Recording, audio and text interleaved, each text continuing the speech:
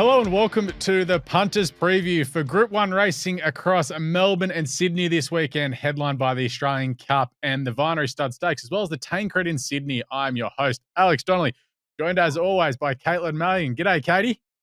Hey, Alex, I tell you what, you are tipping on fire at the moment where our little show is flying. If someone followed me in for the first time ever, they may have found a golden slipper winner. So well done to my mum for following me in. So good job, Trish. But as said, we've got 5 races to cover today, 2 in Melbourne and 3 in Sydney. And we'll start off in Melbourne because, well, we know it's Flemington. We know the weather's going to be good. The track's going to be good.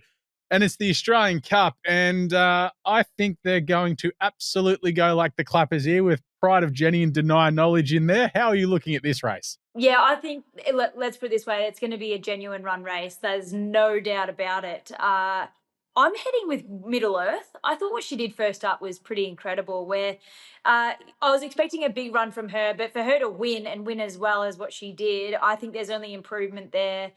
The race is going to be run, as you said, to set up perfectly for something that's just going to sit off them, and I think that's going to be her.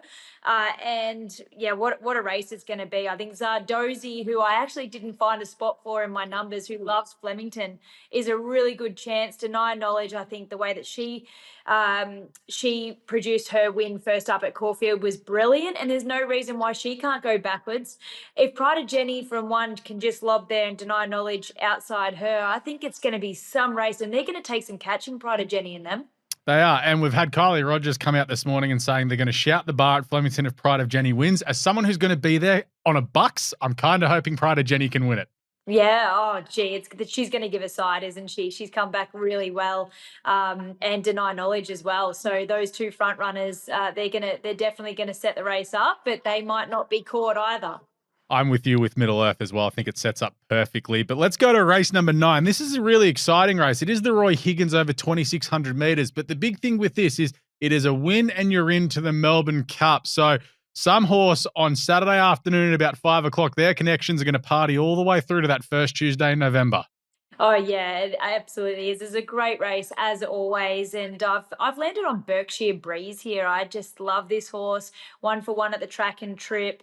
3rd up, loved his run in the Australian Cup. He'll probably roll forward to be sort of outside the lead, which that leader could be Deacon, because we saw him roll along. That was at Flemington 2 starts ago, and also at Moonee Valley, so another front marker. But I thought they had him pretty short here, Deacon. So I thought Berkshire Breeze represented a little bit of value. Who did you like, Alex? I sort of landed with Deacon because I just thought he was going to be in the perfect spot, but it looks a really tricky race. Like if the best of Stockman manages to show up here, he could run a race too. But it's one of those ones I'm hoping that the boys and I are still in the quaddie and we can just find the winner and keep on going, because it is a very tricky race. Set weights and penalties sort of throws it in the air a little bit. I'd definitely go wide in the quaddie. It's a tough race. Hoping for the best there. Of course, it's going to be a great day at Flemington. But over at Rose Hill, the final day of Rose Hill's Carnival as a part of the Autumn Carnival. 2 Group 1s there.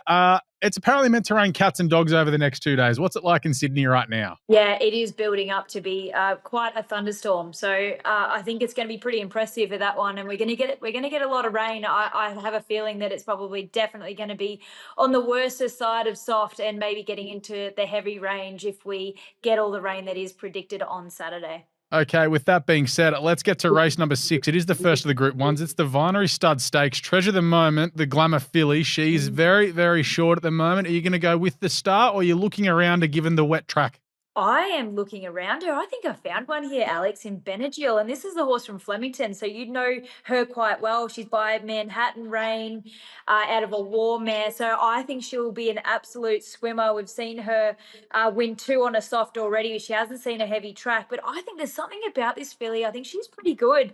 She's 3rd up. Loved her win last start where Mickey D had to take off around them at the point of the corner. She was still strong late. That was over the mile, so up to the 2,000 metres. Just remember back to that 1,000 guineas at the end of last preparation. She was unlucky not to beat those fillies, so I think she's pretty promising, and I think we'll see a pretty good show from her on Saturday.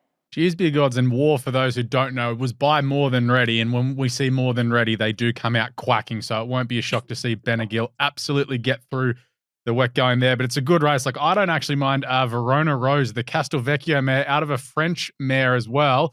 Oh, she could be something special. She's unbeaten too. It's a fascinating race. I can't wait for it. And just the potential with all the rain, it just throws so many different things into it. I love it.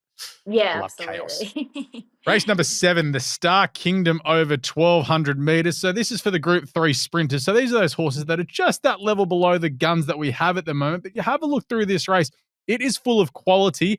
Golden Miles there after going to stud and not having the best of luck there, unfortunately. But you've got Dragonstone as a wet tracker. Ostraker's a nice horse. Brundell's been winning for fun recently. Good luck. Yeah, it is a bit like that. But if we do get the rain, I'm going with the obvious wet tracker here that's just been dying for a wet track, and that's Marzu. He's third up. He will relish these conditions. If it is a mudlark, he's won 5 from 8 on a heavy track. And this preparation, look, I think he's actually going really well. This old boy, he's been a great old horse. He's just shy of $9 million of prize money of his connections. And if it happens to be a heavy track, watch for him because he will fly. Yeah, currently $9 around right now. You'd expect that to shorten up as well. Punch Lane's 20 to 1. He's trialled up well, and he's a very good wet tracker as well. So, given the rain that is expected to be about at Rose Hill on Saturday, maybe wait for some scratchings because we could see some heavy deductions there.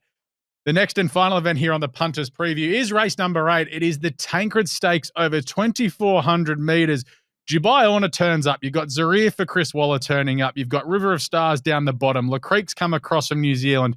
Chris Waller has half the field here, a few made up by Kieran Martin. William Haggis, after a rare Rose Hill failure last week, returns with Dubai Honor.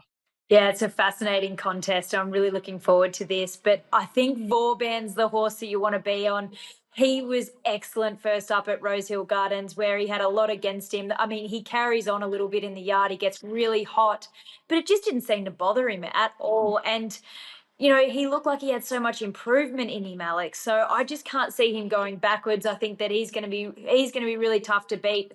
It doesn't really matter with him where he sort of lands. He's drawn a good barrier. If he gets a nice run in transit, I think he's going to be there in the finish. Old Arapaho, I give a good chance to too, and not forgetting the Caulfield Cup winner and Duke de Sesso, who looks like he's come back beautifully this preparation. So can't wait to see him in Sydney as well. Who did you like in this? I landed with Zaire for Chris Waller and Tommy Berry. Has a strong SP over Dubai Honor in a Group 1 at St Cloud last year. And then obviously Dubai Honor's been sort of running around the world since then. Went to Germany. We both saw him at Sha Tin in the Hong Kong Vase late last year.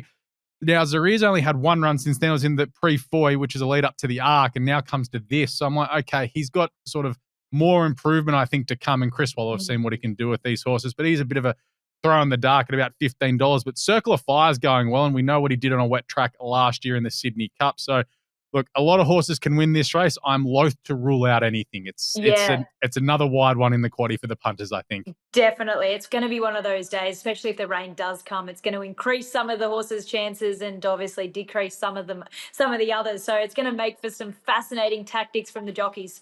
How good's doing a preview on a Thursday before the rain hits? Oh, yeah. Yeah. That is us done and dusted this week on the Punters Preview. Now, I don't think we are back till the third day, which is technically not a day of the championships, Katie, because you're off to Dubai next week to see Romantic Warrior strut his stuff.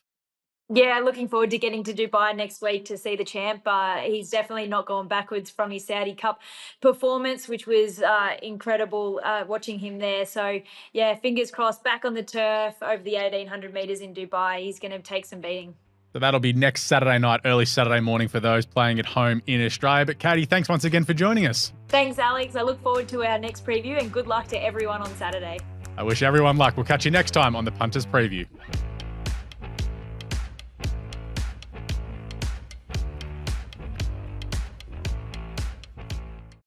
What are you really gambling with? For free and confidential support, call the number on the screen or visit the website.